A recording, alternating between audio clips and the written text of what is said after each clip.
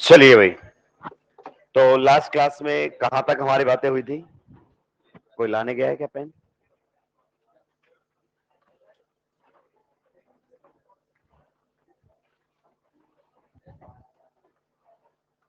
चलो चलो चलो सर, पेन।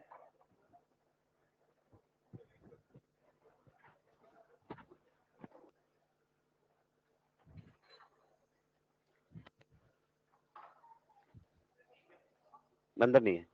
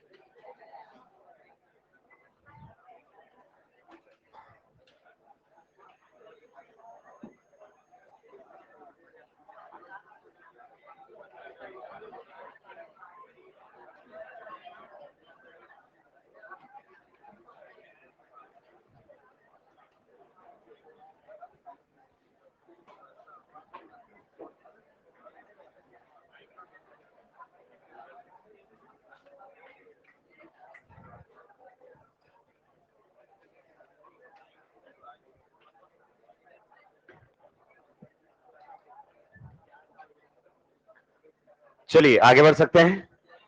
देखिए, हम एक्टिवेटिंग ग्रुप्स को 3 कैटेगरी में डिवाइड कर लेंगे। कितनी कैटेगरी में? क्या आपसे एग्जामिनर कभी पूछेगा? नहीं। ये अपने फायदे के लिए हम ऐसा कर रहे हैं। Strongly, moderately and weekly. Mainly हमें स्ट्रांगली कैटेगरी में आने वाले ग्रुप्स मालूम होने चाहिए, जिससे रिएक्शन को थोड़ा समझना आसान हो जाएगा। वो आपका प्लस आर का ऑर्डर है और कुछ भी नहीं है। मान लीजिए आपके सामने आ जाए O-, आपके सामने आ जाए NH2, या फिर आ जाए NHR, या फिर आ जाए NR2 और आ जाए OH, तो इनके प्लस आर का ऑर्डर बता सकते हो क्या? प्लस आर का ऑर्डर बताओ। सबसे ज्यादा प्लस आर O-, उसके बाद इसका, और सबसे कम OH। अब जानते हैं, यहां तो ये एनायन है, एनायन बहुत आसानी से इलेक्ट्रॉन, और यहां इलेक्ट्रॉन कौन देगा? आपका नाइट्रोजन। और यहां कौन देगा? तो दोस्तों हम कंपैरिजन कर चुके हैं, प्लस आर का ऑर्डर लिखा है मैंने। तो ये आपके स्ट्रांगली एक्टिवेटिंग के अंदर आते हैं। दोस्तों इसको ध्यान रखना, आगे काफी जगह हमारी हेल्प करेगा, काफी जगह हमारी हेल्प करेगा। मॉडरेटली एक्टिवेटिंग में और वीकली में अगर आप भूल भी जाएंगे तो कोई फर्क पड़ने वाला। जैसे आपका OR जो है वो वीकली मॉडरेटली एक्टिवेटिंग में रहेगा। आपका ईस्टर भी जो है वो मॉडरेटली एक्टिवेटिंग में रहेगा। आपका ये वाला जो अमाइड भी है ये भी मॉडरेटली एक्टिवेटिंग में रहेगा। और एक बार लिखेंगे तो शायद आपको पता भी चल जाएगा कि कैसे और क्यों।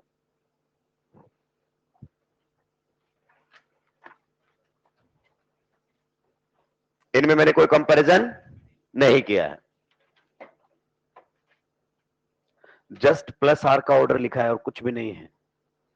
प्लस आर ज्यादा तो एक्टिवेटिंग पावर भी ज्यादा।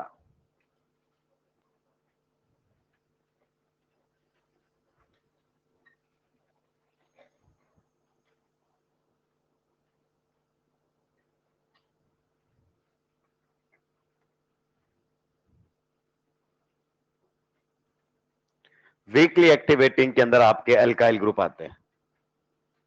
आर आर बोले तो एल्काइल ग्रुप्स।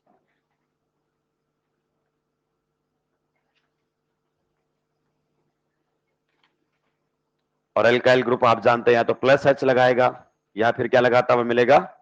Plus I। निपटा दिया है। जल्दी जल्दी लिखें भाई, आपसे कैटेगरी नहीं पूछेगा कि कौन सा मॉडरेटली, कौन सा वीकली, कौन सा स्ट्रांगली, नहीं। कम से कम स्ट्रांगली वाले हमें ध्यान रखने हैं, तो हमारी कुछ क्वेश्चंस आसान हो जाएंगे। आप जानते हैं एनायन का प्लस आर न्यूट्रल से ज्यादा होता है। Donor atom nitrogen, donor atom oxygen. तो आप जानते हैं नाइट्रोजन बेटर इलेक्ट्रॉन डोनर होता है एज कंपेयर टू ऑक्सीजन, तो प्लस आर भी ज्यादा लगाएगा। जो आसानी से इलेक्ट्रॉन देता है उसका प्लस आर, मैंने बोला था प्लस आर का कंपैरिजन रिवाइज करके आना है, जो नहीं करके आए वो घर पे जाकर रिवाइज करेंगे तो चमकेगा। देखिए इनमें आप बताओ OH और OR में से किसका प्लस आर ज्यादा होता है? OH का प्लस आर, इसलिए वो वहां पर और ये यहां पर। इसमें आप जानते हैं ऑक्सीजन का लोन पेयर किस में चला जाएगा? इधर बेंजीन के साथ भी रेजोनेंस करेगा, उधर CO के साथ भी, क्रॉस कॉन्जुगेशन में लोन पेयर, तो प्लस आर कम हो जाएगा। इसका भी लोन पेयर बताओ, कभी बेंजीन की तरफ जाएगा और कभी CO की तरफ। क्रॉस कॉन्जुगेशन में होने की वजह से इनका रेजोनेंस इफेक्ट कम हो गया। ठीक है।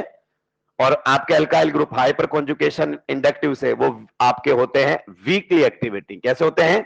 वीकली एक्टिवेटिंग होते हैं। ठीक है, आगे बढ़े।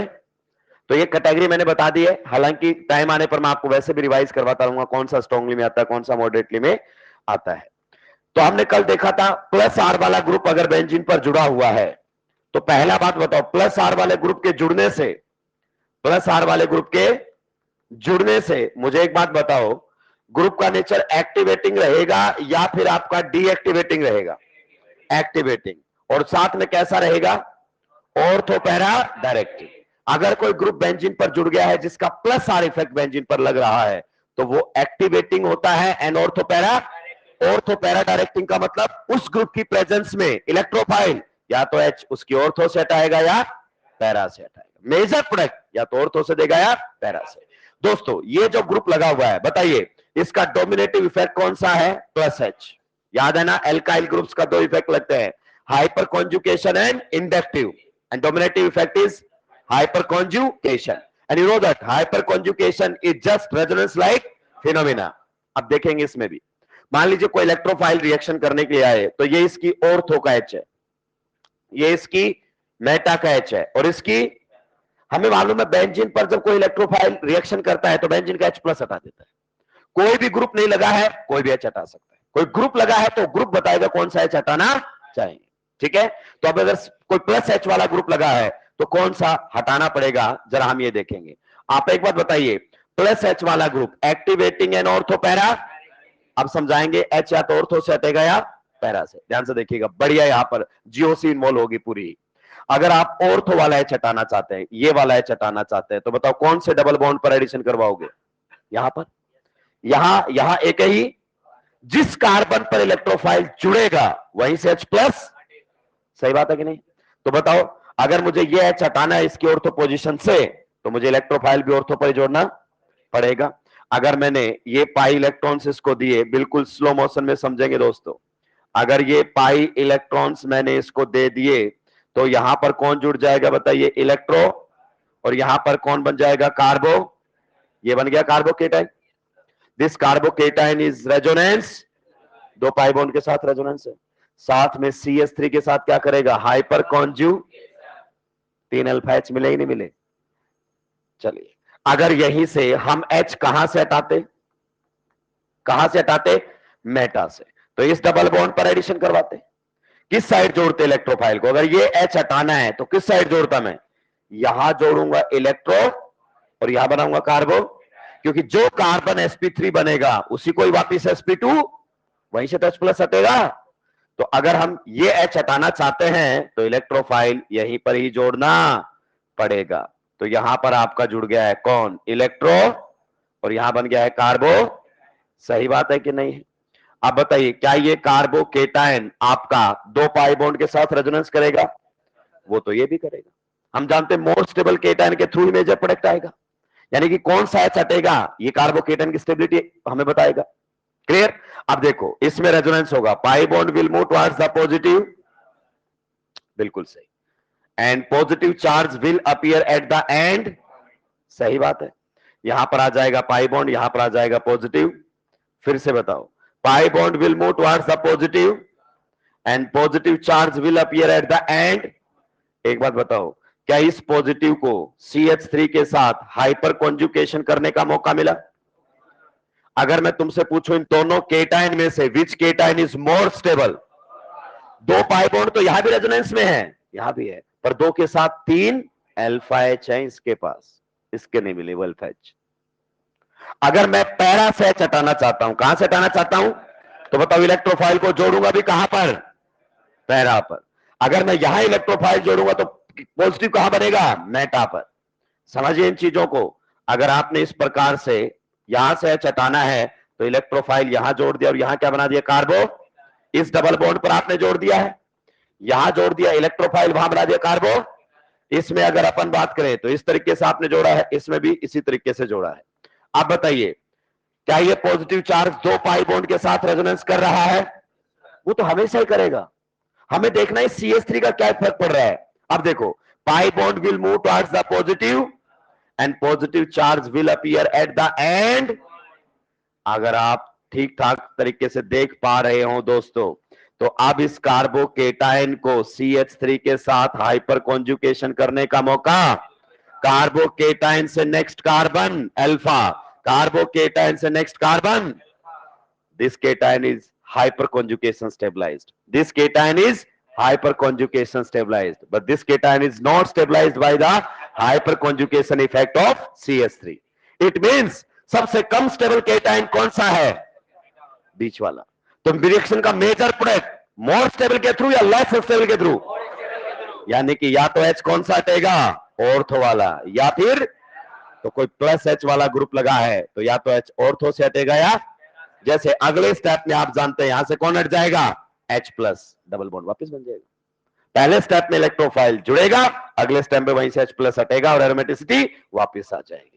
तो इसने हमें क्या सिखाया, इसने हमें सिखाया है कि अगर कोई प्लस H वाला ग्रुप है तो या तो मेजर प्रोडक्ट H ऑर्थो से हटाकर बनेगा या पैरा से, मेटा से क्या बनेगा, माइनर। क्या बनेगा, इज इट क्लियर और नॉट? किसी को कोई दिक्कत आपत्ति परेशानी? चलिए, ये भी हो गया। वो तो हमने इलेक्ट्रॉन डेंसिटी से भी समझ लिया था सर।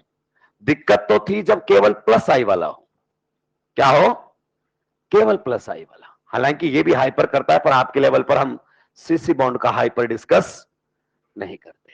ये देखो दोस्तों, ग्रुप का बेंजीन पर कैसा इफेक्ट लग रहा है बताइए। ओनली प्लस आई बोलो, ओनली। क्या ये हाइपर कर पाएगा, क्या ये हाइपर कर पाएगा, क्योंकि इसके पास alpha H, carbon carbon double bond से नेक्स्ट कार्बन, पर उस पर तो H, तो प्लस आई तो लगाएगा ना, अल्काइल ग्रुप है। लेकिन ओनली प्लस आई वाला भी कैसा होता है, activating and ortho para. Sir activating तो समझ में आता है क्योंकि इलेक्ट्रॉन डेंसिटी, सही बात है कि नहीं, पर ऑर्थो पैरा डायरेक्टिंग कैसे, तो सिंपल सी बात है, जहां केटाइन ज्यादा स्टेबल बनेगा प्रोडक्ट वहीं से बनकर आएगा। क्लियर? तो देखते हैं जरा, अगर ऑर्थो से H हटाना है कि मेटा से H हटाना है कि पैरा से H हटाना है। मान लीजिए अगर मुझे H कहां से हटाना है, ऑर्थो से, तो इलेक्ट्रोफाइल यही जुड़ना। अगर इस डबल बॉन्ड पर एडिशन करवाऊंगा, इलेक्ट्रोफाइल यहां जोड़ूंगा तो केटाइन, अरे बोलो ना, केटाइन कहां बनेगा।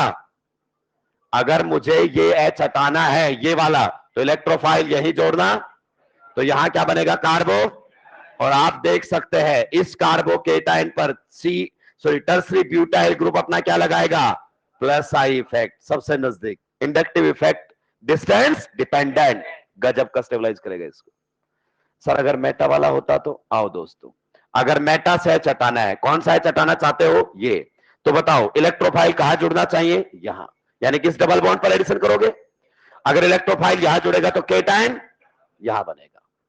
तो लीजिए दोस्तों, अगर ऐसा हुआ, अगर आपने इलेक्ट्रोफाइल यहां जोड़ दिया है तो कार्बोकेटाइन यहां बनेगा। अब देखो, क्या ये पॉजिटिव चार्ज आपका इंडक्टिव से गजब का स्टेबिलिटी पाएगा या नहीं पाएगा। देखिए, पाई bond will move towards the positive end the positive charge will appear at the and. GOC आपकी मदद करने के लिए तैयार है कि नहीं है, तो यहां पर आ जाएगा पॉजिटिव चार्ज।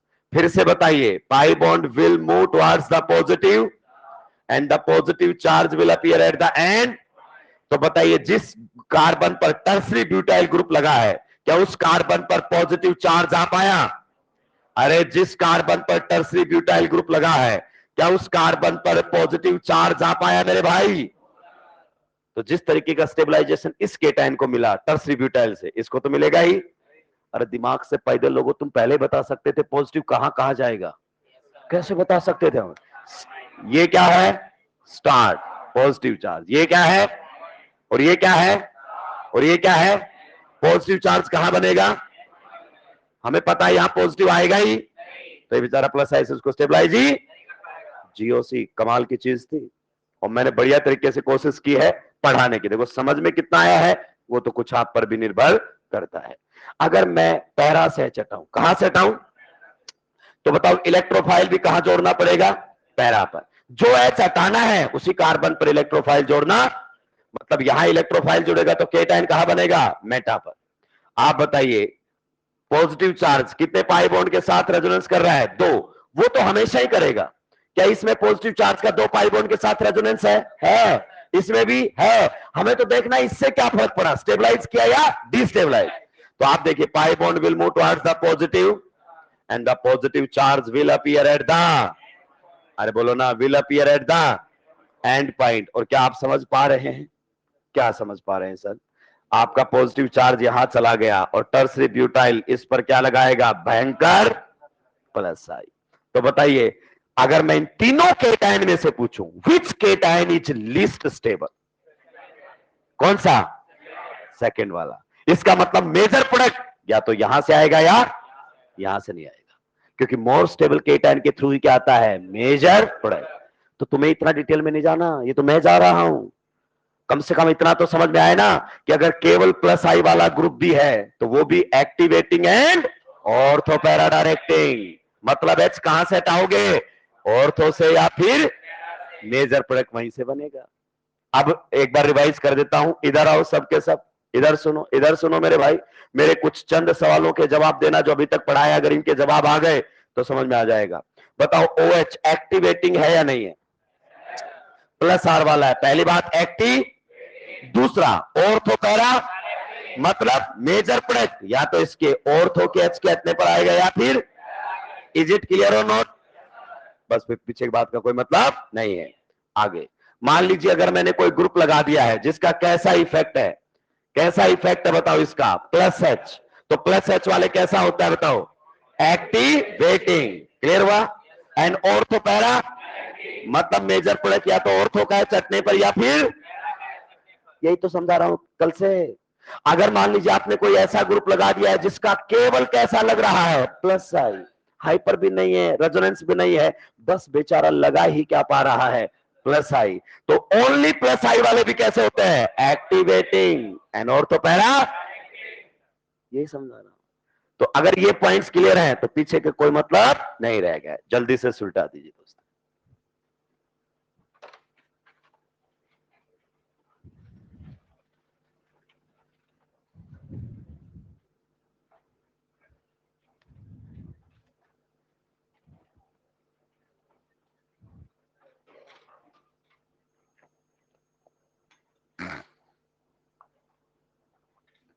नीट 2017 या 19 में पता है ऐसे केटाइन की स्टेबिलिटी पूछता है, ऐसे पूछा था, ऐसे क्वेश्चंस आपने जीओसी में भी किए हैं।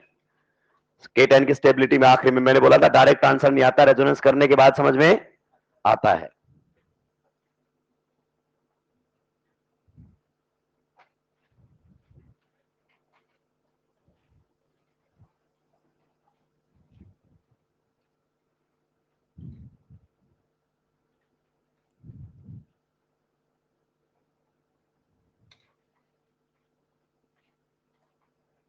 इन तीनों में से ये सबसे कम स्टेबल है।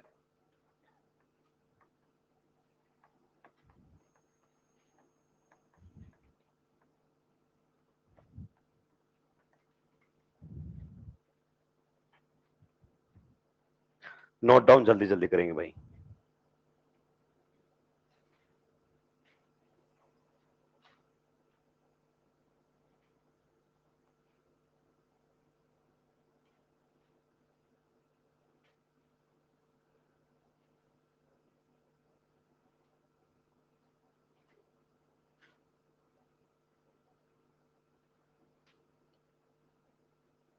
जल्दी मतलब जल्दी।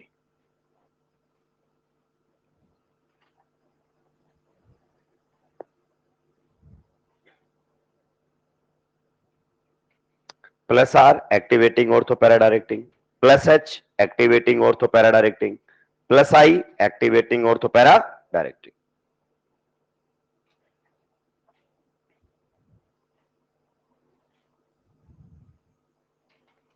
इलेक्ट्रॉन डेंसिटी से भी समझा दिया और सिग्मा कॉम्प्लेक्स की स्टेबिलिटी से भी समझा दिया।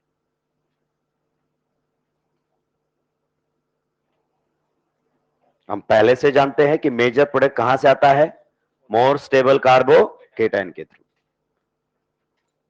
तो यही बता रहे हैं हम, ऑर्थो पैरा डायरेक्टिंग का मतलब यही है कि या तो मेजर ऑर्थो से या तो पैरा से। पर सर ऑर्थो एंड पैरा में से कौन सा, वो आगे बताऊंगा।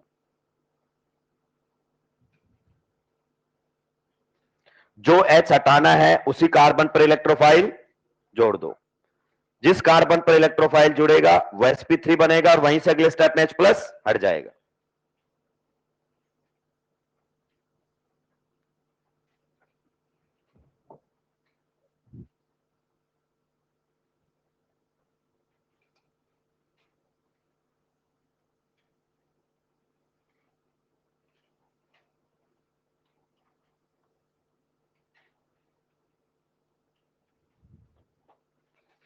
सुलटा दिया है सभी ने, पक्का? चलिए इधर देखो, नोट कर लिया है ना? अब मेरे कुछ सवालों के जवाब देना, कुछ सवालों के जवाब आपको देने ही पड़ेंगे।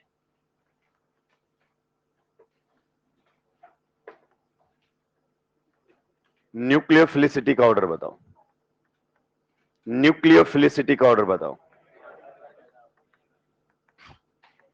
किसकी ज्यादा है? क्योंकि इस पर क्या लगा है? बिल्कुल सही जवाब आपने दिया।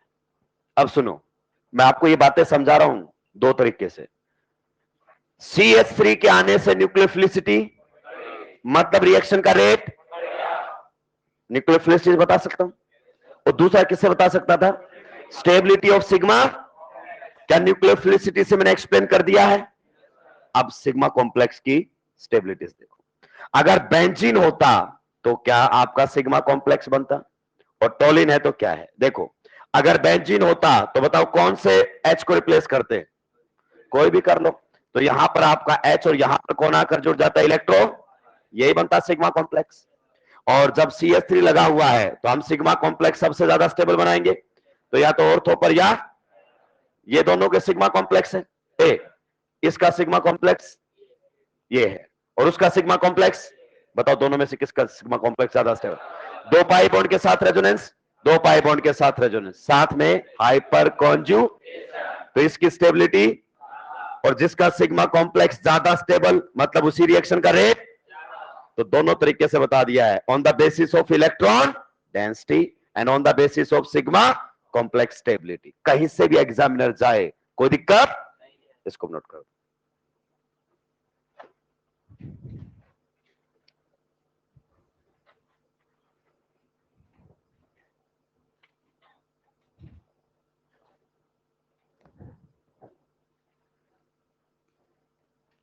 जब आप मॉड्यूल के क्वेश्चंस करेंगे तो आपको लगेगा कि जितना मास्टर चिल्ला रहा था वो कहां है।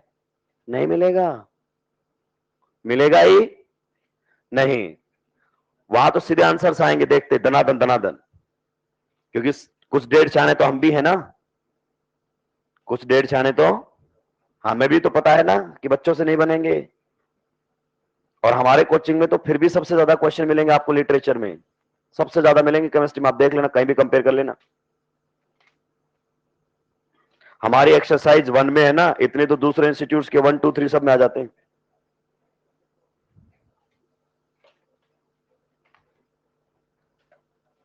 निपटा दिया है। तो पहला समझाया मैंने कि CH3 हाइपर कॉन्जुकेशन से न्यूक्लियोफिलिसिटी बढ़ाएगा, रिएक्शन का रेट बढ़ाएगा न्यूक्लियोफिलिसिटी से। दूसरा, CH3 बनने वाले सिग्मा कॉम्प्लेक्स को स्टेबलाइज करेगा।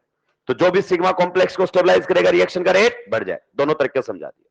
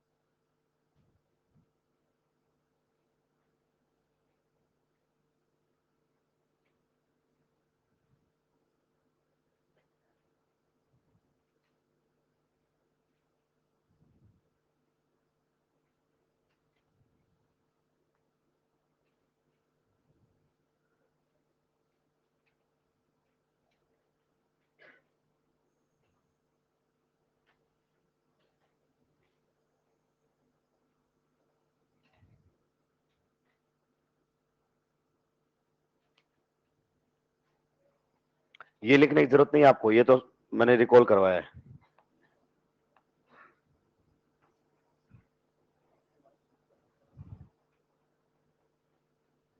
निपटा दिया है भाई, लिखेंगे जल्दी जल्दी प्लीज।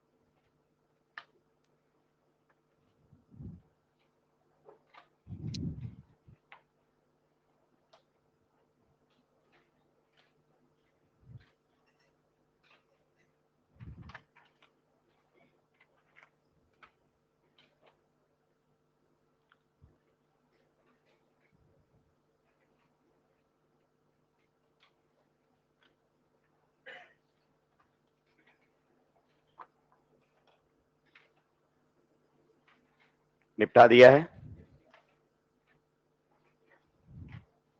जिन्होंने निपटा दिया उनके लिए 2 क्वेश्चन साइड में लिखे हैं, उनके आंसर करो।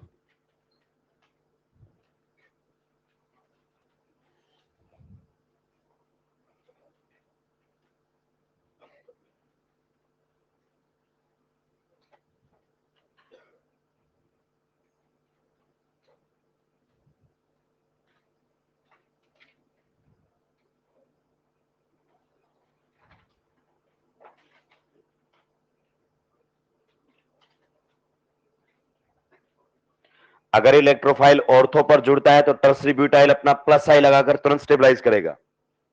पैरा पर जुड़ता है तो भी पॉजिटिव चार्ज रेजोनेंस करके यहां पहुंच जाता है और फिर से टर्सरी ब्यूटाइल अपना प्लस आई लगाकर इसको स्टेबलाइज करेगा।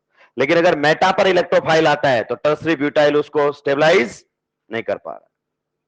इसका मतलब टर्सरी ब्यूटाइल जैसा ग्रुप मौजूद है तो एच या तो ऑर्थो से हटाओ या पैरा से, मेटा से नहीं हटाना।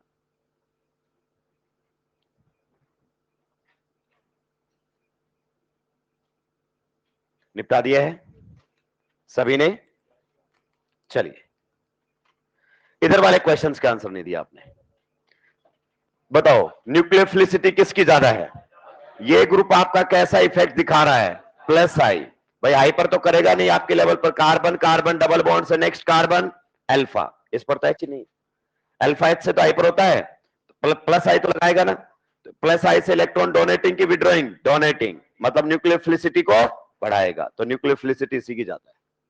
अब इन दोनों में से कौन सा सिग्मा कॉम्प्लेक्स ज्यादा स्टेबल है बताओ?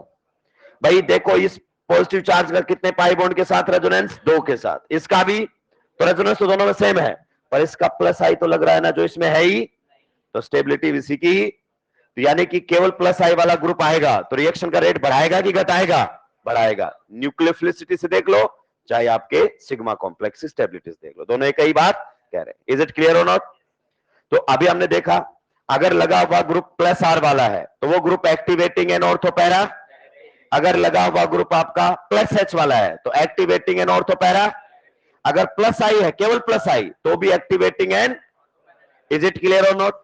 यही पढ़ा अभी तक हमने। अगला पॉइंट लिखेंगे next.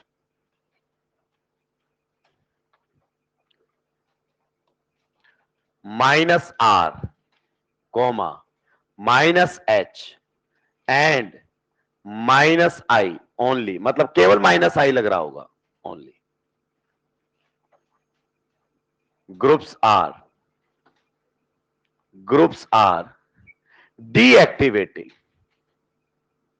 deactivating and meta directing in nature.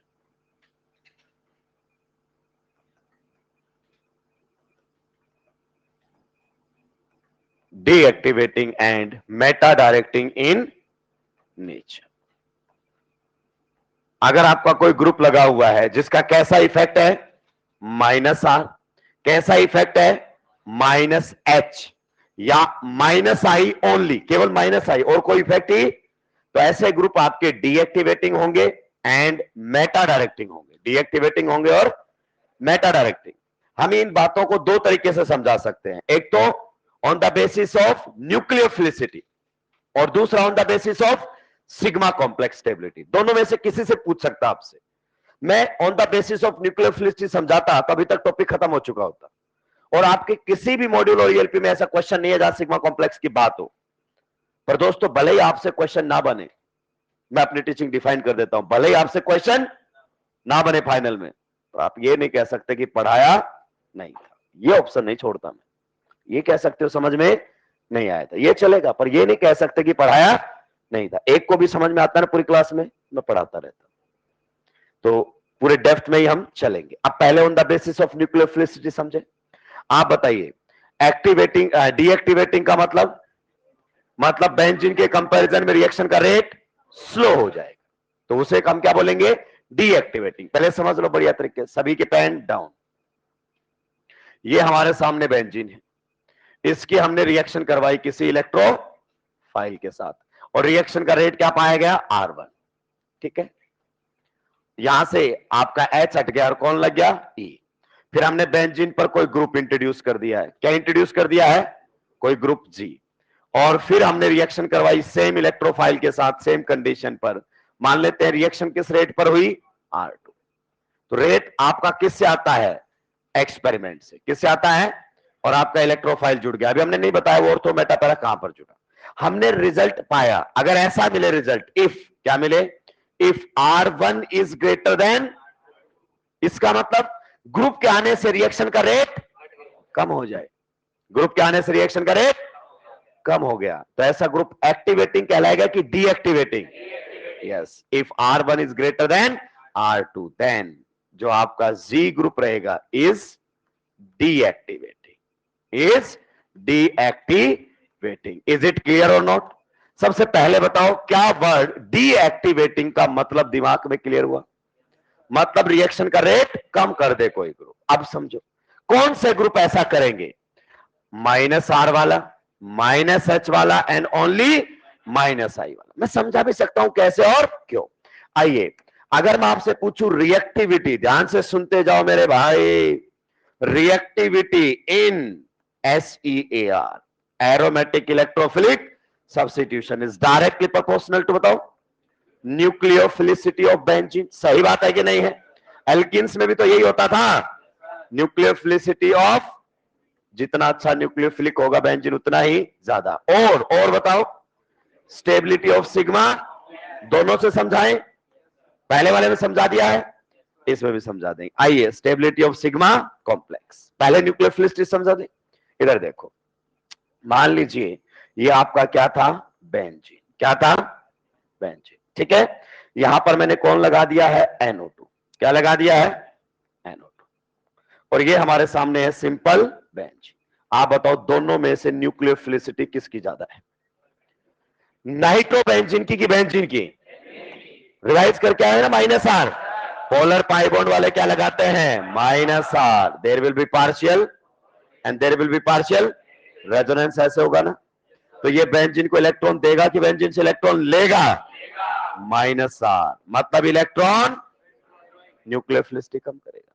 तो नाइट्रोबेंजीन और बेंजीन में से किसकी न्यूक्लियोफिलिसिटी ज्यादा है, बेंजीन की। यही ऑर्डर बताओगे क्या? इसका मतलब बताओ आपका NO2 ग्रुप कैसा हुआ, एक्टिवेटिंग की डीएक्टिवेटिंग?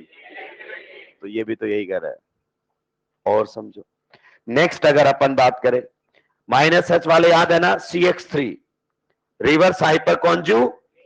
अगर मान लीजिए यहां Cl लगा दूं, Cl लगा दूं, Cl लगा दूं और बेंजीन लगा दूं, बताइए दोनों में से किसकी न्यूक्लियोफिलिसिटी ज्यादा? आपका ये रिवर्स हाइपर कॉन्जुकेशन करता है, ये बॉन्ड इधर और वो बॉन्ड -H। तो बताइए माइनस मतलब इलेक्ट्रॉन विड्रॉइंग, तो फिर से न्यूक्लियोफिलिसिटी उसी की ही। इज इट क्लियर और नॉट? इसका मतलब दोनों में से ये फास्ट रिएक्शन करेगा, ये स्लो, ये स्लो करेगा, वो फास्ट। और देखो ढंग से, अगर मैं आपके सामने ये रख दूं दोस्तों, बहुत ही सोच समझ के जवाब देना, क्योंकि आप प्रायता फैला सकते हैं। यहां पर है NH3 पॉजिटिव और यहां पर आप लोगों के सामने है कौन, बेंजीन। बताओ दोनों में से किसकी न्यूक्लियोफिलिसिटी ज्यादा है? आप बताओ इस ग्रुप का बेंजीन पर कैसा इफेक्ट लग रहा है? -R। -R लगाओगे नाइट्रोजन के 5 बॉन्ड बन जाएंगे। भूल गए सारी जीओसी?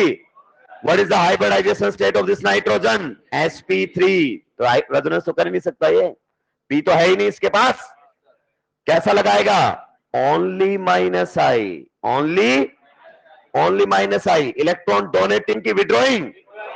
तो न्यूक्लियोफिलिसिटी इस रिंग की ज्यादा कि उस रिंग की ज्यादा? मतलब रिएक्शन यही ज्यादा करेगा। तो यही तो कह रहा हूं भाई, -R, -H या ओनली -I वाले ग्रुप आपके डीएक्टिवेटिंग होते हैं। पहला पॉइंट क्लियर कर दिया। लेकिन सर आपने तो ये भी तो लिखा है मेटा डायरेक्टिंग। समझाऊंगा, पहले तो एक्टिव डीएक्टिवेटिंग नेचर समझा दिया on the basis of electron density या on the basis of nucleophilicity. दूसरा समझो, अब आपने NO2 लगा दिया है। क्या लगा दिया है? NO2। या कोई दूसरा ग्रुप लगा देते, -R भी रिवाइज हो जाएगा। CHO ग्रुप लगा दिया है। इधर देखो CHO ग्रुप लगा दिया है। अब बताओ ये बेंजीन के साथ क्या करेगा? रेजोनेंस करेगा। और रेजोनेंस करेगा तो ये पाई बॉन्ड इधर और वो पाई बॉन्ड, तो यहां बनेगा नेगेटिव और यहां बनेगा। फिर ये रेजोनेंस करेगा तो पॉजिटिव यहां, फिर ये रेजोनेंस करेगा तो पॉजिटिव। तो बताइए जब इसने -R ग्रुप लगाया तो बेंजीन को इलेक्ट्रॉन दिए कि बेंजीन से इलेक्ट्रॉन लिए? और बेंजीन पर क्या बना दिया? प्लस। कहां बनाया प्लस? अपनी ऑर्थो एंड इलेक्ट्रोफाइल को क्या चाहिए? क्या चाहिए? आप बताइए। इलेक्ट्रोफाइल को बोलेगा कि तू मेरे ऑर्थो पैरा पर चला जा। ऑर्थो एंड पैरा से तो इलेक्ट्रॉन ऑलरेडी साफ खत्म कर दिया इसने। तो ये बोलेगा भाई सुन, ऑर्थो और पैरा पे मत जाना, ऑर्थो और पैरा पे, क्योंकि वहां नहीं इलेक्ट्रॉन, मैं ही साफ कर दिया -R से। तो कौन सी पोजीशन बची? मेटा। तो टेक्निकली ये मेटा डायरेक्टिंग नहीं है, ये ऑर्थो एंड पैरा ब्लॉकिंग है। इसने साफ बोल दिया ऑर्थो एंड पैरा पे मुंह मारने की जरूरत, बाकी तू देख ले। तो बची कौन सी? अच्छा, इसने मेटा पर इलेक्ट्रॉन डेंसिटी बढ़ा दी है क्या? बढ़ाई तो इसने कहीं भी नहीं है। -R वाले कहीं भी बढ़ाते बल्कि घटाते हैं। R से घटेगी तो भी ऑर्थो एंड पैरा पर, और बढ़ेगी तो भी ऑर्थो एंड पैरा पर। तो बढ़ाई तो उसने कहीं भी नहीं है बल्कि ऑर्थो एंड पैरा पर घटा दी है। तो बेचारे के पास मेटा पोजीशन बची। ये बिल्कुल ऐसा है, आपसे किसी ने पूछा कि हमारे बच्चे को भी कोटा भेजना है, कहां भेजना है? कोटा भेजना। आप 2 साल कोटा में थे, बताइए कहां भेजें? आपने कहा कि देखो X और Y तो बिल्कुल मत भेजना, X और Y तो बिल्कुल। तो आपने ये नहीं बोला कि कहां भेजना है, डायरेक्ट नहीं कि आपने उसके 2 ऑप्शन काट दिए कि आपने 5 इंस्टीट्यूट के नाम लिखे थे, इन 2 में तो मत भेजना, बाकी आपकी मर्जी है। तो आपने 2 पोजीशन ब्लॉक की है टेक्निकली। डायरेक्ट तो अभी भी, डायरेक्टिंग तो वो होता है कि X में भेज दो या Y में भेज दो। जैसे आप साइकिल लेकर आए, स्कूटी लेकर आए, गार्ड ने बोला इधर पार्क मत कर, तो डायरेक्टिंग नेचर, उसने बोला यहां मत जा बाकी कहीं भी जा। तो ये भी ये कह रहा है ऑर्थो एंड पैरा पर, बाकी कहीं भी जा, लेकिन बचा क्या है? तो technically these are ortho and para blocking groups. Ortho and para के रास्ते बंद कर देते हैं, पर हम बोलते हैं इनको मेटा डायरेक्टिंग। समझा दिया on the basis of electron density. आगे बढ़ो। क्या आपको मेरी बातें याद है? कौन सी बहुत सारी बातें करते हैं आप। Hyper conjugation is just resonance like. आप बताइए जब यहां पर रिवर्स हाइपर कॉन्जुकेशन होगा तो यहां नेगेटिव, यहां फिर रेजोनेंस करेगा, यहां फिर रेजोनेंस करेगा, यहां। तो बताओ रिवर्स हाइपर कॉन्जुकेशन वाले फिर से वही बोलेंगे, कहां मत जाना मेरी ऑर्थो एंड। बच गई कौन सी? मेटा। इज इट क्लियर और नॉट? अब आता है इलेक्ट्रॉन डेंसिटी के बेसिस पर -I ओनली नहीं समझा पाओगे। इस ग्रुप का बताओ कैसा इफेक्ट है? Only -I। ये आ जाए या फिर इसकी जगह NR3 आ जाए, एक ही। सही बात है कि नहीं है? Only -I। तो सर -I तो डिस्टेंस डिपेंडेंट होना चाहिए। सबसे ज्यादा इलेक्ट्रॉन कहां से खींचेगा? ऑर्थो से, फिर मेटा से, और फिर मतलब सबसे ज्यादा इलेक्ट्रॉन डेंसिटी पैरा पर होगी, फिर और फिर। लेकिन आपने गड़बड़ कर रखी है। आपने तो लिखा है -R, -H एंड -I, वो भी कैसे होते हैं? तो ये on the basis of electron density नहीं समझ पाओगे। इसको कौन समझाएगा? Sigma complex. ओनली +I में भी नहीं समझा पाए थे इलेक्ट्रॉन डेंसिटी, किसने समझाया था? सिग्मा। पहले इतना नोट कीजिए, खटाक से नोट कर दो दोस्तों, जल्दी जल्दी।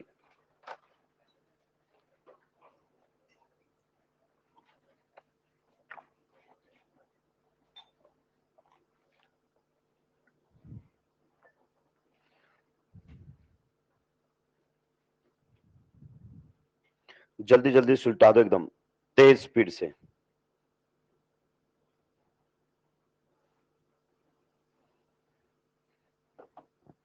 घर जाके चीजों को रिवाइज किया करो। 1 2 3 टेक्निक। 1 2 स्टार्टिंग बोला था, आज पढ़ा है, वो आज भी पढ़ना है, कल भी पढ़ना है, परसों भी पढ़ना है। मेरा सब्जेक्ट ऐसा ही है, पूरे एफर्ट्स लगाते हैं तब समझ में नहीं आता है। और तुम क्या करते हो, यहां पढ़ लिया, अगले दिन फिर यहीं आके पढ़ते हो, फिर आप दूसरी जगह से पढ़ते हो। तो पहले दूसरी विकल्प ढूंढ लो, पर कंटेंट साथ में लेके चलना।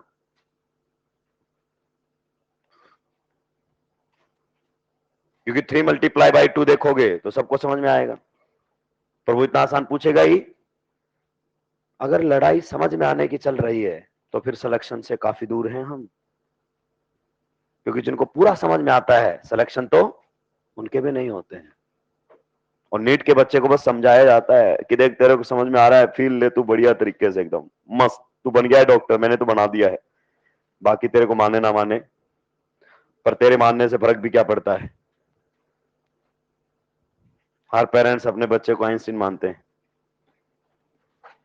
पड़ोसी नहीं मानता, लेकिन उसके लिए कुछ प्रूव करना पड़ता है।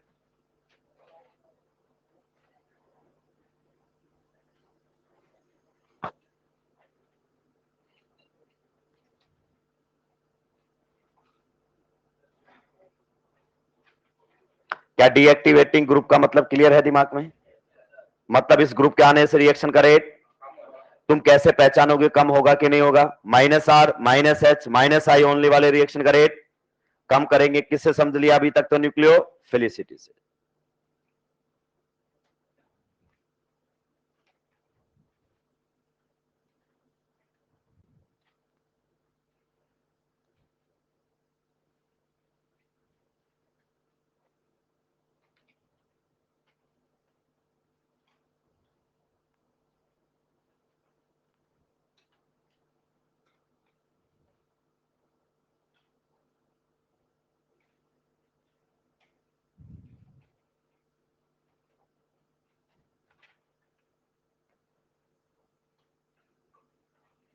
निपटा दिए हो क्या?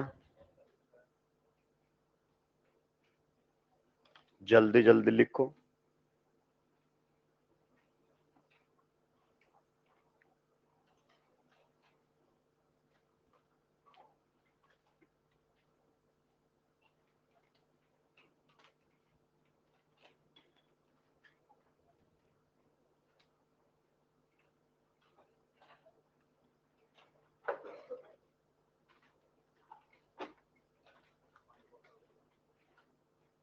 निपटा दिया है पक्का?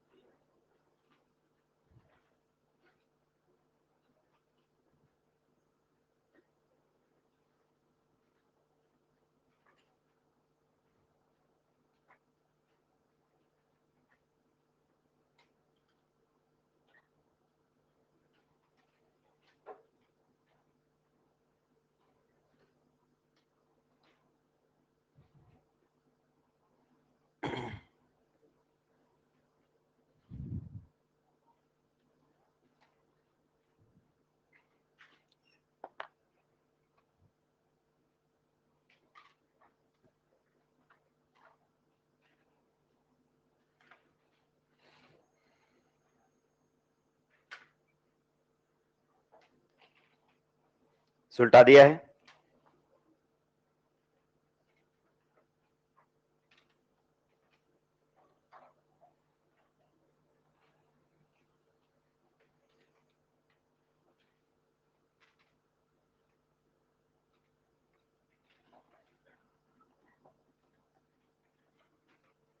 निपटा दिया है। अच्छा एक बार बताओ, -R वाले ने मेटा पर इलेक्ट्रॉन डेंसिटी बढ़ाई है कि घटाई है? कुछ नहीं किया। रेजोनेंस से तो कुछ नहीं किया उसने, पर इंडक्टिव से बताओ। CHO का इंडक्टिव भी कैसा है? और माइनस आई तो मेटा से तो इलेक्ट्रॉन खींचेगा ही ना, तो इसने बढ़ाई तो कहीं भी नहीं इलेक्ट्रॉन डेंसिटी, ना ऑर्थो पे ना पैरा पे ना, पर ऑर्थो एंड पैरा पर ज्यादा घटाई है comparative to meta, comparative to, आप खुद देख रहे हो भाई, ऑर्थो पर किससे घटाई, माइनस आर से, पैरा पर किससे घटाई और मेटा पर किससे घटाई, केवल माइनस आई से। इसका मतलब तीनों जगह ही घटा रहा है, ऑर्थो पर भी रिएक्शन स्लो करेगा, मेटा पर भी और पैरा पर भी, पर ऑर्थो एंड पैरा पर ज्यादा स्लो करेगा एज कंपेयर टू मेटा। ये पॉइंट क्लियर है ना? क्या Meta directing groups Meta position पर इलेक्ट्रॉन डेंसिटी बढ़ा रहे हैं? बढ़ा तो कहीं भी, बल्कि ऑर्थो एंड पैरा पर ज्यादा घटा रहे हैं एज कंपेयर टू। ये पॉइंट क्लियर है कि नहीं है? क्योंकि डायरेक्टिंग का मतलब तो वो होता है कि इलेक्ट्रॉन डेंसिटी कहीं बढ़े, बढ़ाई तो कहीं भी नहीं, इसने तो दो रास्ते बंद कर दिए, कौन से, ortho and. Is it clear और नॉट? चलिए आगे बढ़ते हैं अब सिग्मा कॉम्प्लेक्स की स्टेबिलिटी से। किससे? सिग्मा कॉम्प्लेक्स की स्टेबिलिटी से। आप जानते हैं कि मेजर प्रोडक्ट कहां से बनाओगे? मोर स्टेबल कार्बो पेन डाउन, दोस्तों सभी के पेन डाउन। मान लीजिए ये ग्रुप आपका माइनस आर वाला है, ठीक है, तो हमें मालूम है कि माइनस आर वाला होगा तो एच कहां से हटाएंगे? मेटा से। मेटा डायरेक्टिंग का मतलब मेटा से। अब सिग्मा कॉम्प्लेक्स भी यही समझाएगा, देखना। मान लीजिए अगर आप एच कहां से हटाना चाहते हैं? ऑर्थो से। वन बाय वन हटा के देखें। अगर इस ग्रुप के कौन सा एच हटाना चाहते हैं? ऑर्थो वाला। तो बताओ इलेक्ट्रोफाइल भी कहां जोड़ना पड़ेगा आपको? ऑर्थो पर ही। सही बात है कि नहीं है? अगर दोस्तों ऑर्थो का एच हटाना चाहते हो तो इलेक्ट्रोफाइल भी कहां जोड़ोगे? ऑर्थो पर। सही बात है। तो यहां पर अगर आपने इलेक्ट्रोफाइल जोड़ दिया है तो यहां पर क्या बनेगा? कार्बो, और ये बर्बाद हो चुका है कार्बोकेटाइन। कैसे बर्बाद हो गया है? उसके लिए तो जियोसियानी याद दिलाऊं क्या? पोलर पाई बॉन्ड के बाजू में कार्बोकेटाइन हाईली बर्बाद कर देगा इस केटाइन को, बनना भी नहीं चाहिए पोलर पाई बॉन्ड से नेक्स्ट एटम पर। तो ये केटाइन तो आपका क्या बनेगा? Highly unstable. कहता है ऐसा केटाइन मत बनाइए। इसका मतलब ऑर्थो वाला एच हटाने के बारे में सोचेंगे भी नहीं। आइए अगर मेटा से एच हटाना पड़ जाए, कहां से हटाना पड़ जाए? मेटा से, तो बताइए इलेक्ट्रोफाइल भी कहां जोड़ेंगे दोस्त?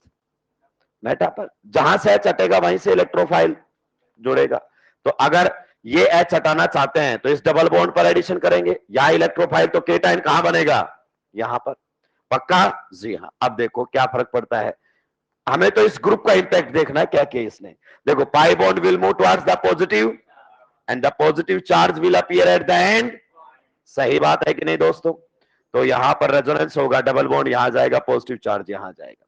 फिर से बताइए, फिर से रेजोनेंस करेगा, पाई bond will move towards the positive end the positive charge will appear at the and point. सही बात है कि नहीं है?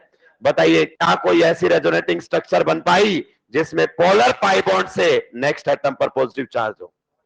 नहीं बनी, लेकिन इसमें बनी। तो मैं दोनों केटाइन में से पूछूं which cation is more stable? This cation is more stable. आगे बात समझ में?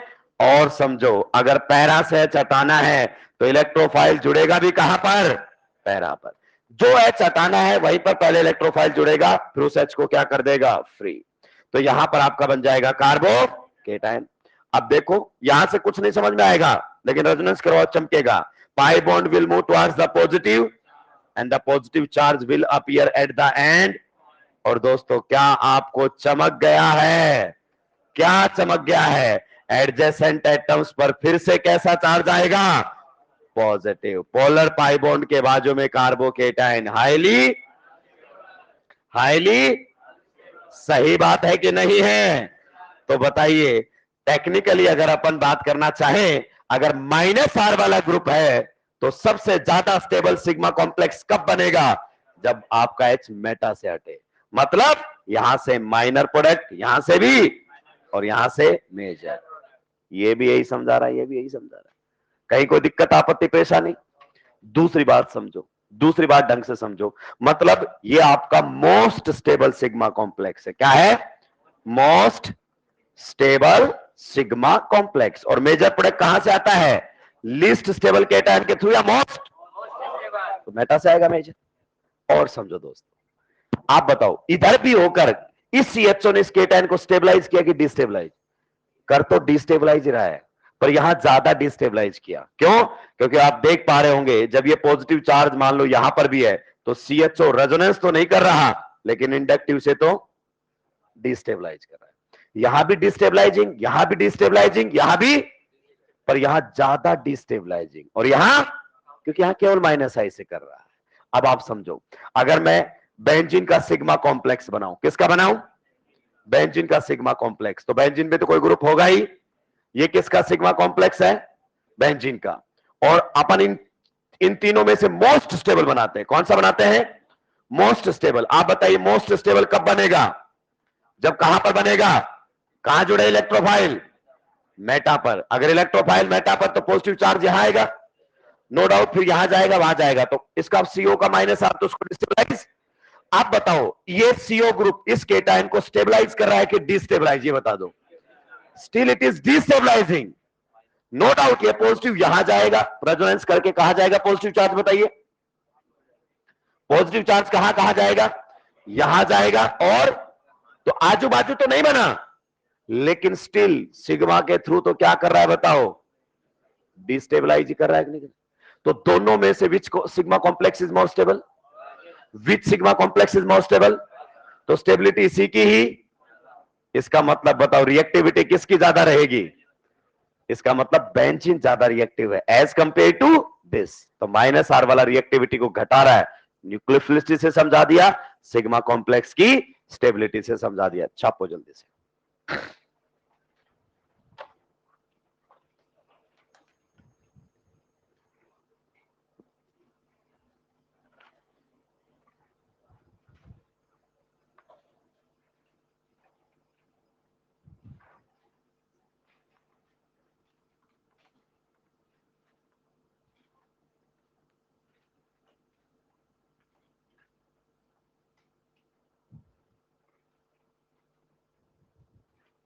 दोस्तों जल्दी जल्दी लिखेंगे।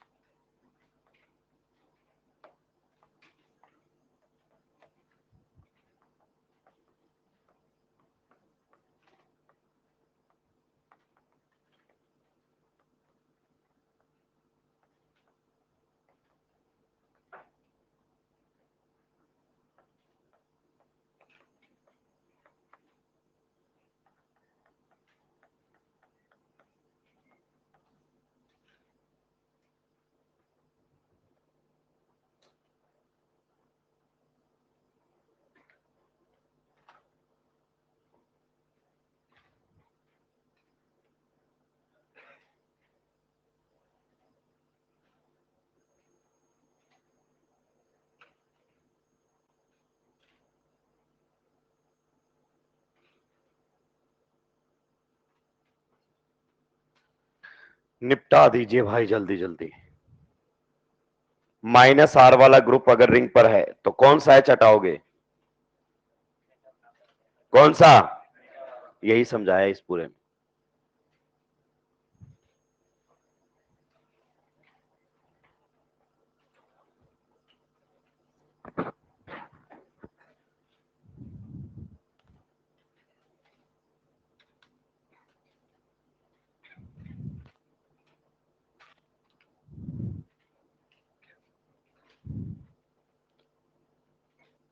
पोलर पाई बॉन्ड से नेक्स्ट एटम पर पॉजिटिव चार्ज बन जाए तो हाईली अनस्टेबल। GOC से याद दिलाता रहा हूं, EAR में भी बताया था जब हम पढ़ रहे थे मार्कोनिकॉफ रूल।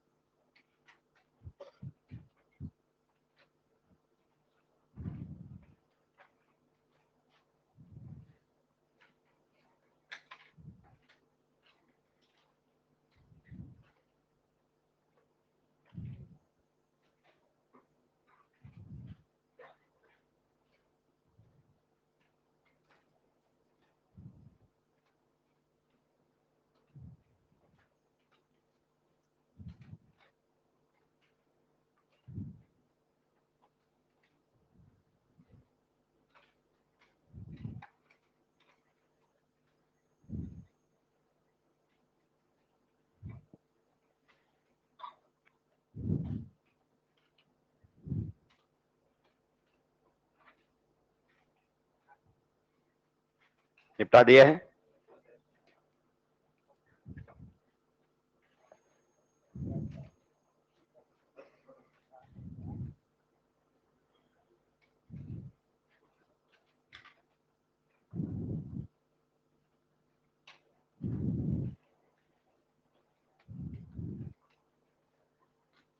अब निपटा दिया है। चलिए ये आप खुद से ट्राई करेंगे। मार्कोनिकोव रूल में बताया था CH3 के बाजू में केटायन, यहां केटायन नहीं आना, यहां केटायन आते ही हाईली, और ऑर्थो पे जोड़ते ही यहां बनेगा, पैरा पर जोड़ोगे तो रेजोनेंस करके यहां जाएगा।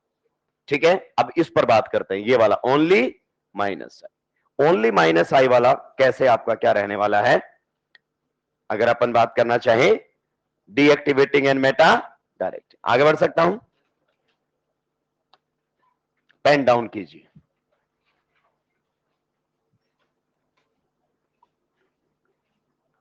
आप बताइए जो ग्रुप आपका यहां पर जुड़ा हुआ है NH3+, इसका रिंग पर कैसा इफेक्ट है, only minus I. Only minus आई मतलब माइनस आई के साथ और कुछ इफेक्ट लगा ही, ओनली माइनस आई। अब हम देखते हैं कि अगर इलेक्ट्रोफाइल आए तो H कहां से हटाए, ऑर्थो से हटाए, मेटा से हटाए, या फिर पैरा से। मान लीजिए अगर मैं H कहां से हटाना चाहता हूं इलेक्ट्रोफाइल की मदद से, ऑर्थो वाला, तो बताओ इलेक्ट्रोफाइल को जुड़ना भी कहां पड़ेगा, कहां जोड़ूंगा इलेक्ट्रोफाइल को, ऑर्थो पर। अगर इलेक्ट्रोफाइल ऑर्थो पर जोड़ दिया है तो केटाइन कहां बनेगा, यहां पर, यही बनेगा ना। ए भाई आंखें खोलो, अगर इस डबल बॉन्ड पर एडिशन करना है और इलेक्ट्रोफाइल यहां जोड़ना है तो केटाइन, और शायद आपको चमक गया होगा, ये केटाइन बनाना गलती नहीं पाप है। एडजेसेंट एटम्स पर पॉजिटिव, हाईली अनस्टेबल। क्या बनेगा, हाईली अनस्टेबल। कहता है ऐसी पागलपंथी वाले काम मत करना, गजब का अनस्टेबल केटाइन बना दिया, बनना ही पसंद नहीं करता है। तो ठीक है, अगर मान लीजिए H मुझे कहां से हटाना पड़े, मेटा से। कहां से, तो बताओ इलेक्ट्रोफाइल को भी कहां जोड़ूं, अरे बोलो ना, इलेक्ट्रोफाइल कहां जुड़ेगा, मेटा पर। अगर इलेक्ट्रोफाइल मेटा पर जुड़ेगा तो पॉजिटिव चार्ज यहां बनेगा पैरा पर। क्लियर। अब देखो क्या इस तरीके की कोई रेजोनेटिंग स्ट्रक्चर इसमें बनती है कि नहीं है, चेक करो। पाई bond will move towards the positive end the positive charge will appear at the and. सही बात है कि नहीं है मेरे भाई, तो यहां जाएगा डबल बॉन्ड, यहां पर पॉजिटिव चार्ज। आगे बढ़ो दोस्तों, again pi bond will move towards the positive charge and the positive charge will appear at the and point. आप बताइए आजू बाजू पॉजिटिव चार्ज आए क्या, अरे आजू बाजू पॉजिटिव चार्ज आए क्या, नहीं आए। वो तो पहले ही बता सकते थे तुम, कैसे बता देते सर हम, अरे इतना तगड़ा पढ़ाया जियो से आप लोगों को। Start point, start point, and point पर तो जाएगा पॉजिटिव चार्ज रेजोनेंस कर करके, तो आजू बाजू पॉजिटिव कहीं बना ही नहीं। आइए अगर मान लीजिए H पैरा से हटाने की सोचू, कहां से हटाने की सोचू, तो इलेक्ट्रोफाइल कहां जोड़ू बताओ ना। अगर पैरा से H हटाना है तो इलेक्ट्रोफाइल पैरा पर और पॉजिटिव चार्ज मेटा पर। ए इस डबल बॉन्ड पर एडिशन करना पड़ेगा, इलेक्ट्रोफाइल यहां जुड़ेगा तो केटायन यहां बनेगा। सही बात है कि नहीं है, और यहां पर आपका केटायन बनेगा। इस वाली रेजोनेटिंग स्ट्रक्चर से आपको कुछ नहीं चमकेगा। एक बार रेजोनेंस करवाइए, पाई bond will move towards the positive end the positive charge will appear at the, और शायद आपकी आंखें खुल गई क्या, आजू बाजू फिर से कैसा charge, positive charge, highly unstable. तो ये आपके सामने हाईली अनस्टेबल बना है। आप बताइए तीनों सिग्मा कॉम्प्लेक्स में से which sigma complex is most stable, highly unstable, आजू बाजू पॉजिटिव चार्ज, हाईली अनस्टेबल, आजू बाजू पॉजिटिव, तो यही सबसे ज्यादा स्टेबल है क्या, इन तीनों में से ये क्या है, मोस्ट स्टेबल। अरे बोलो ना, मोस्ट स्टेबल सिग्मा। तो मेजर प्रोडक्ट कहां से आएगा, मोर स्टेबल केटायन के थ्रू की लेस स्टेबल, कहां से आएगा, मेटा से H हटाने पर। समझा दिया ना, ओनली माइनस आई मेटा डायरेक्टली। अब और समझो, अभी बात खत्म नहीं हुई है। ये अगर बेंजीन था, ये क्या था, बेंजीन, ये बेंजीन पर अपन ने जब इलेक्ट्रोफाइल जोड़ा तो क्या बना था, सिग्मा कॉम्प्लेक्स। इन तीनों में से सबसे ज्यादा स्टेबल वाला बना लो। सबसे ज्यादा स्टेबल वाला कौन सा है बताओ, जब इलेक्ट्रोफाइल कहां जोड़ा आपने, मेटा पोजीशन पर, तो यहां पॉजिटिव चार्ज बना। अब आप मेरे को बता दो, इन तीनों में, इनमें से, दोनों में से भी, इन तीनों में से यही सबसे ज्यादा स्टेबल है? इसी का कंपैरिजन कर ले बेंजीन वाले के साथ, बताओ कौन सा सिग्मा कॉम्प्लेक्स ज्यादा स्टेबल है, फर्स्ट या सेकेंड? ए इधर देख, दो पाई बॉन्ड के साथ, दो पाई बॉन्ड के साथ, लेकिन भाई साहब ये क्या लगाएगा, माइनस आई, और माइनस आई केटायन को स्टेबलाइज करेगा कि डिस्टेबलाइज? तो स्टेबिलिटी इसी की ज्यादा है ना, मतलब more stable sigma complex faster reaction, मतलब इस ग्रुप के आने से रिएक्शन का रेट स्लो हो जाएगा। सिग्मा कॉम्प्लेक्स भी यही कह रहा है कि केटायन को क्या करेगा, डी छापी।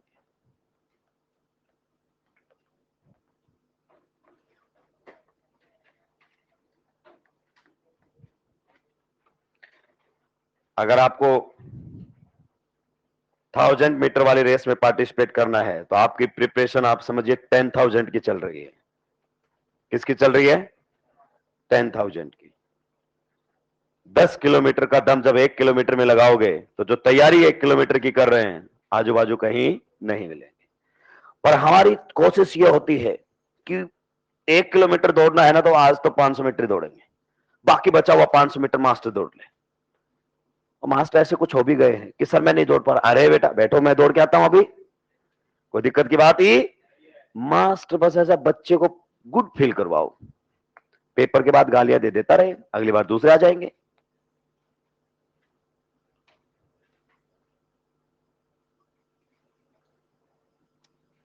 कोचिंग है ये। कोच जहां पर भी सॉफ्ट पड़ा वहां से कभी रिजल्ट नहीं आते, बहुत ड्रास्टिक डिसीजन लेने पड़ते हैं कोच को। रिजल्ट आते हैं तो अप्रिशिएट भी किया जाता है, नहीं आते तो क्रिटिसाइज भी उतना ही होता है। लेकिन जब रिजल्ट आते हैं फिर ढूंढते बहुत लोग हैं। जैसे अब पहली बार लोगों ने सर्च किया है कि इंडिया की जो वुमेन्स क्रिकेट टीम है उसका कोच कौन है, उससे पहले बेचारे कोई पूछी, अब गंभीर के साथ कंपैरिजन आ गया उसका, क्योंकि भाई वर्ल्ड कप जिताया है ना, एफर्ट्स है कई सालों के, लगते हैं।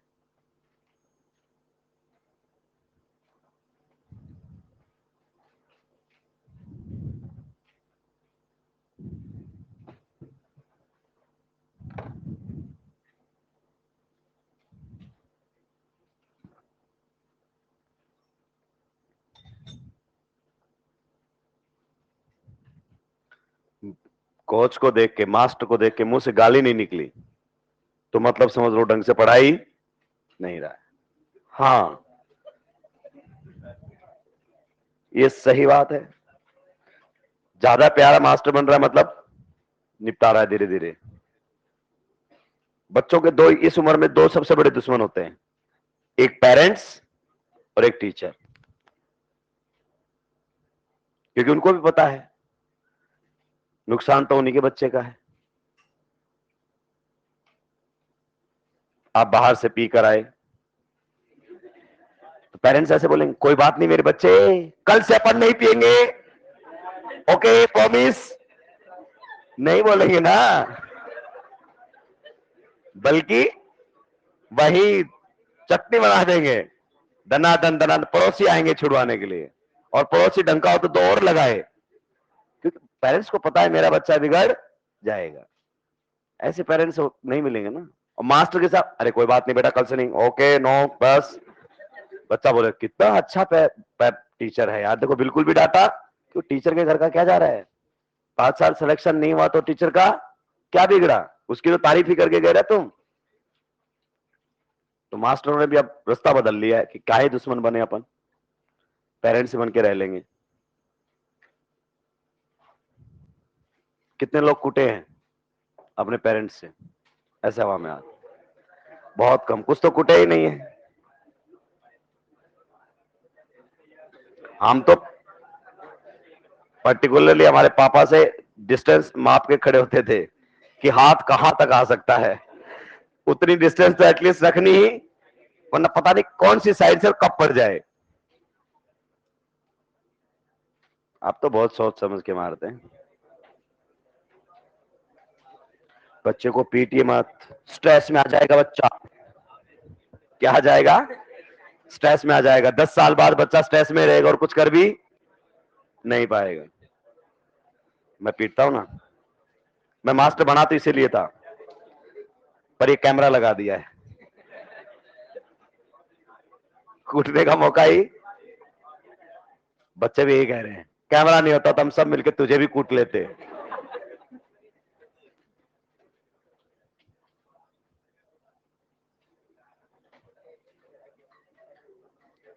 निपटा दिया है। ये क्लियर हुआ कि नहीं हुआ?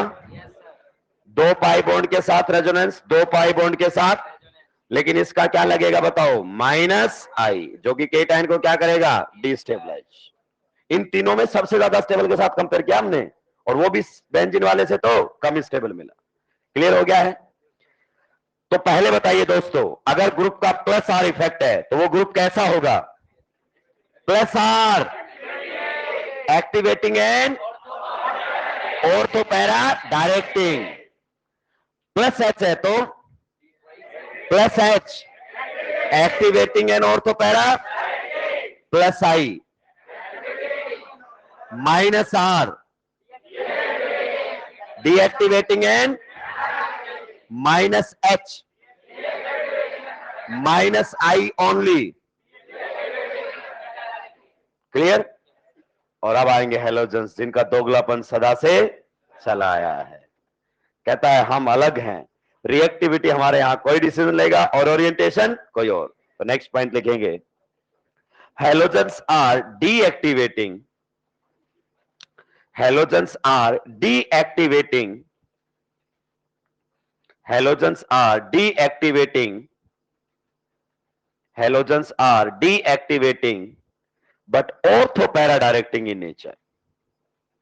Halogens are deactivating, halogens are deactivating but orthopara directing in nature. Halogens are deactivating but orthopara directing in nature. दोस्तों आइए समझते हैं, ध्यान से सुनो ना, बढ़िया तरीके से। हम ऐसी बातें शुरुआत से करते हुए आ रहे हैं, उम्मीद है कि शायद आप सही जवाब दे दें, नहीं तो फिर मुझे भी एक मोटिवेशनल वीडियो देखनी पड़ेगी कि कैसे बच्चों को पढ़ाएं। पढ़ाएं नहीं, बस मोटिवेट रखें।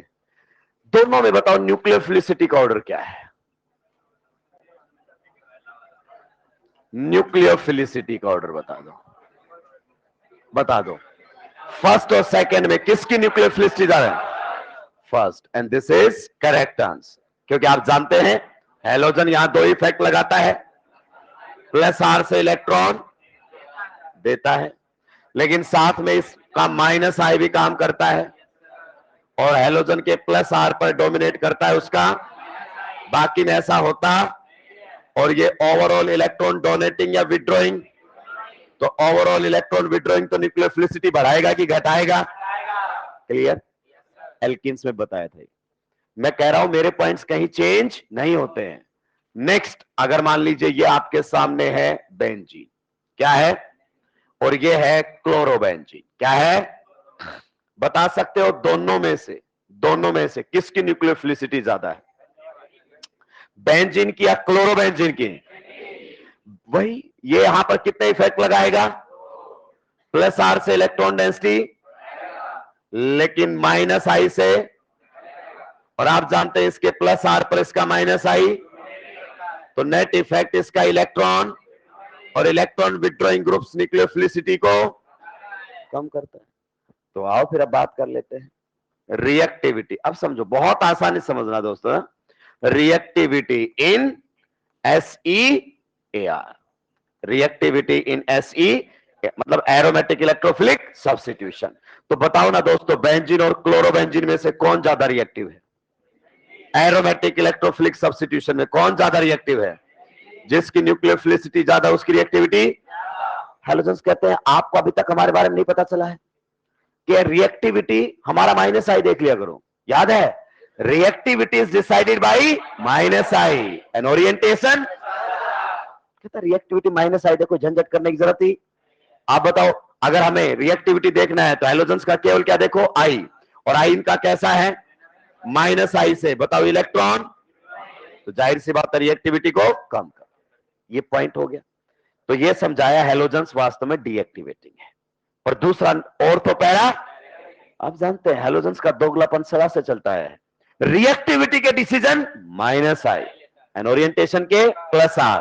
कि एच कौन सा हटाना है, कहता है वो हमारा प्लस आर बताएगा। क्या बताएगा? Plus R. और हैलोजेंस का प्लस आर कहां कहां लगेगा बताओ? कहां कहां लगेगा? रेजोनेंस करके यहां पर इलेक्ट्रॉन डेंसिटी बढ़ाएगा, फिर रेजोनेंस करके यहां पर भी इलेक्ट्रॉन डेंसिटी, फिर रेजोनेंस करके यहां पर भी इलेक्ट्रॉन डेंसिटी। तो आपकी ऑर्थो एंड पैरा पर electron density comparison to meta ज्यादा है। ओवरऑल तो घटाया इसने, ओवरऑल तो, लेकिन आप देखो, अगर आप आंखें खोल के देखोगे तो माइनस आई ऑर्थो पर भी लग रहा है, माइनस आई मेटा पर भी लग रहा है, और माइनस आई तीनों पर माइनस आई से कम कर रहा है। लेकिन प्लस आर से बढ़ा केवल कहां कहां रहा है? अपनी ऑर्थो पर एंड मेटा पर तो बढ़ी ही। इसका मतलब ऑर्थो एंड पैरा पर electron density relative to meta ज्यादा है, तो इलेक्ट्रोफाइल वही जाएगा जहां इलेक्ट्रॉन डेंसिटी ज्यादा है। Means at ortho and para relatively electron density meta के कंपैरिजन में ज्यादा है, क्योंकि प्लस आर से बढ़ा दिया है। अरे वही तो काम हुआ ना मेरे भाई, कि आप समझो अगर यहां से माइनस आई से 50 ले लिए और प्लस आर से 20 वापिस दे दिए, और यहां तो कुछ वापिस मिला ही नहीं है। तो हैलोजेंस के केस में प्लस आर जहां लगता है इलेक्ट्रॉन डेंसिटी वहां पर रिलेटिवली ज्यादा मिलती है, और इलेक्ट्रोफाइल वही जाएगा। तो डायरेक्टिंग नेचर कैसा हुआ? Ortho and para plus R से डिसाइड होता है। रिएक्टिविटी किससे डिसाइड होती है? माइनस आई से। नोट कीजिए, सिग्मा कॉम्प्लेक्स अभी आना बाकी है, वो तो एकदम बढ़िया क्रिस्टल क्लियर ही कर देगा आपको।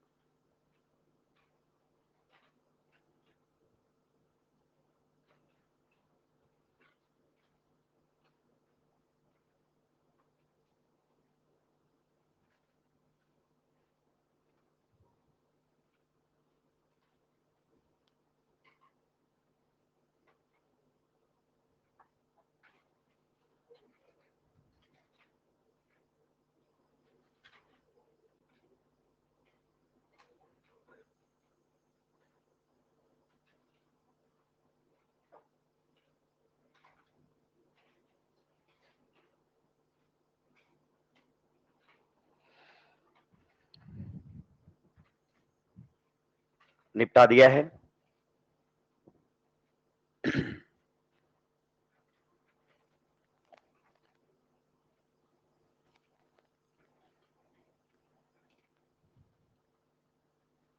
निपटा दिया है। देखो माइनस आई तो हर जगह घटा रहा है, लेकिन प्लस आर बढ़ा कहां रहा है? केवल ऑर्थो एंड। तो ये बात आपको क्लियर हुई कि नहीं? ऑर्थो एंड पैरा पर electron density comparative to meta ज्यादा है, घटी माइनस आई से तीनों जगह, पर बढ़ी प्लस आर से केवल ortho and para. Is it clear और नॉट? लिखिए,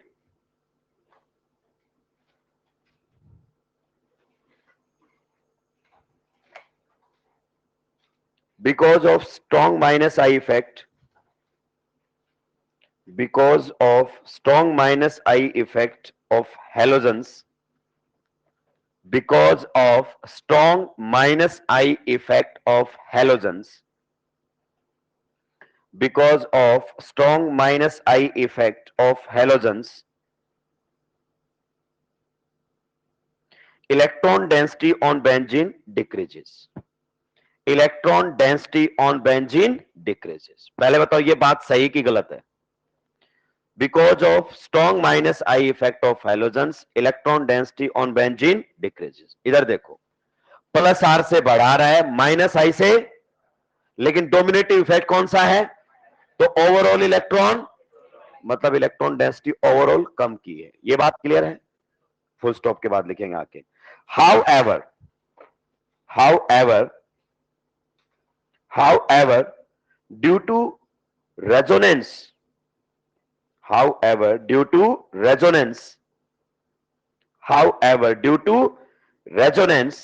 the electron density on ortho and para position, however due to resonance electron density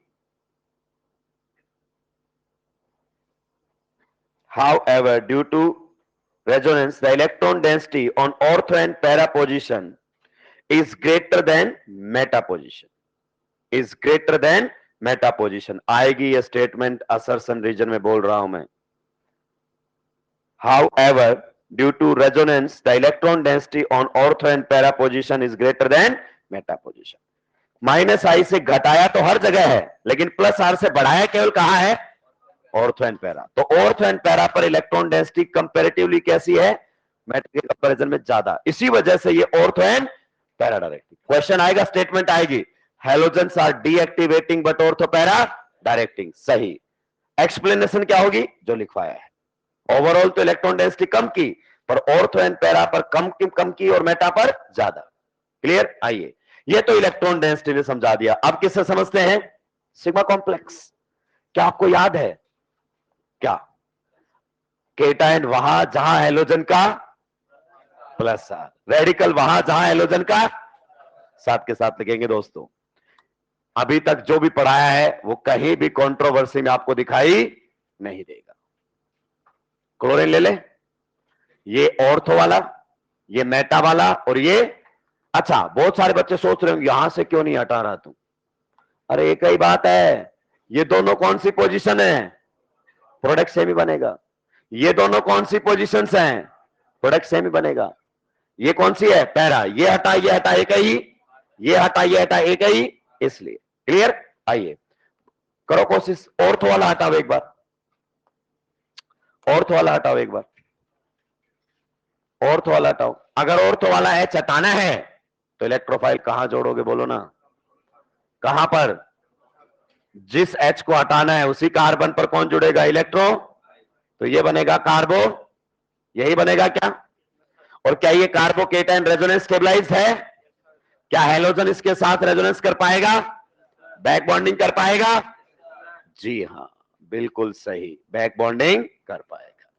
तो यहां तो केटायन बनाया जा सकता है दोस्त, कहीं कोई दिक्कत की बात नहीं है. लीजिए, अगर मान लीजिए H मेटा से हटाना चाहूं, कहां से हटाना चाहूं? मेटा से.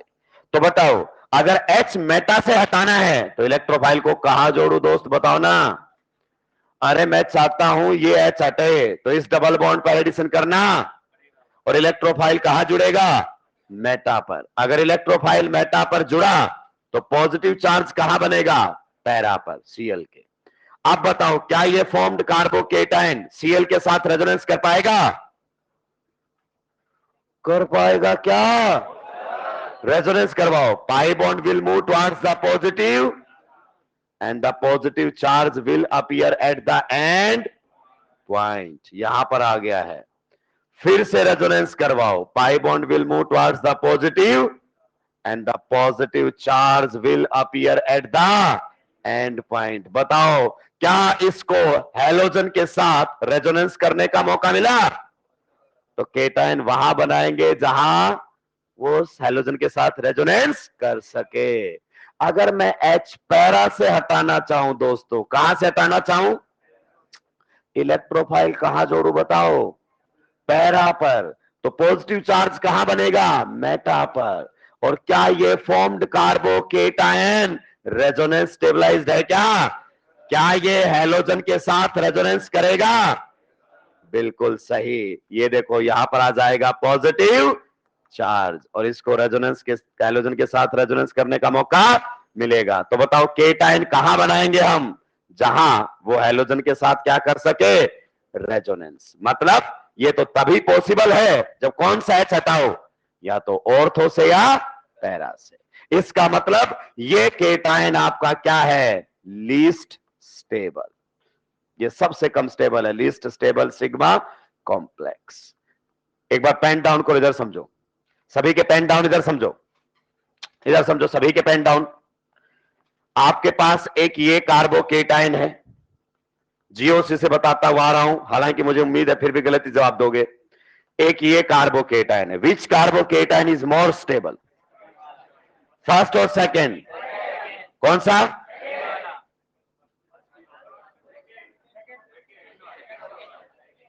तुम क्या करो, ये फर्स्ट है, ये सेकेंड है,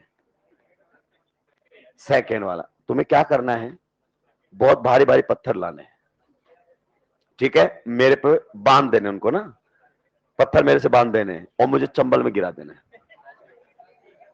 तभी निपटूंगा मैं। पत्थर क्यों बांध रहे हैं, वरना मैं तैर के बाहर आ जाऊंगा। डूबना चाहिए। अरे ओ दिमाग से पैदल लोगों, दिमाग से पैदल लोगों, साथ के साथ टॉपिक चल रहा है, इतनी बार समझा दिया है।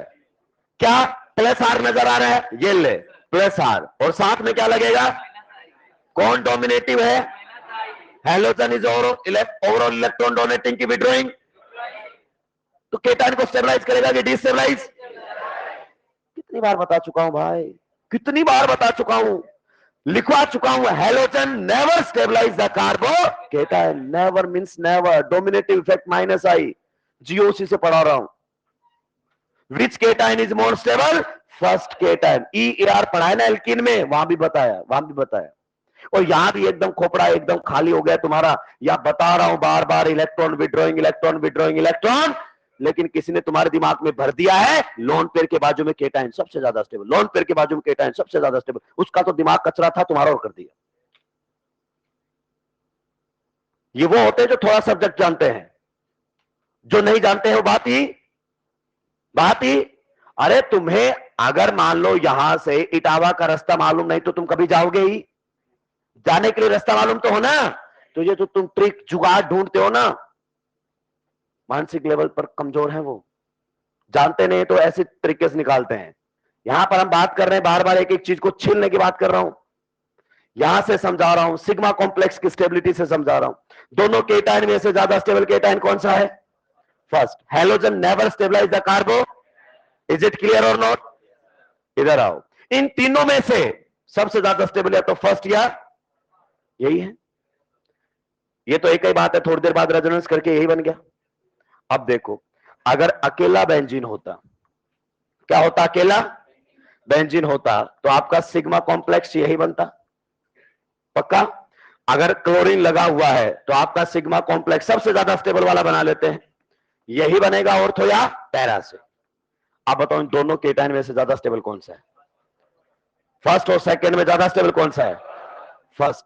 बिल्कुल, हैलोजन आपका प्लस आर और माइनस आई, प्लस आर भी लगाएगा लेकिन dominative, overall electron and electron withdrawing destabilize the carbo, तो दोनों में से ज्यादा स्टेबल कौन सा है, पहला। इसका मतलब हैलोजन के आने से सिग्मा कॉम्प्लेक्स की स्टेबिलिटी बढ़ गई कि घट गई, रिएक्शन का रेट बढ़ेगा कि घटेगा, तो यही तो न्यूक्लियोफिलिक से समझाया है। Benzene is more nucleophilic than chloro, मतलब इसकी रिएक्टिविटी ज्यादा है, और यहां से सिग्मा कॉम्प्लेक्स भी यही कह रहा है कि बेंजीन का ही केटाइन ज्यादा स्टेबल बनेगा as compare to chloro benzene. आगे से दोस्तों बता रहा हूं, अगली क्लास से टू द पॉइंट, सीधा खटैक।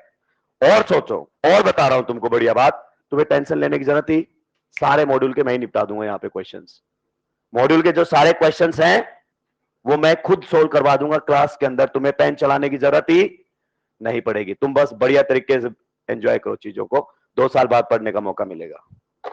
आप सभी को बहुत बहुत धन्यवाद। इतना बताने के बाद, इतना चल रहा है भाई, अब मैं डिसाइड कर ले कि मुझे पढ़ाना कैसे है, आप भी डिसाइड कर सकते हैं कि आपको पढ़ना किससे है।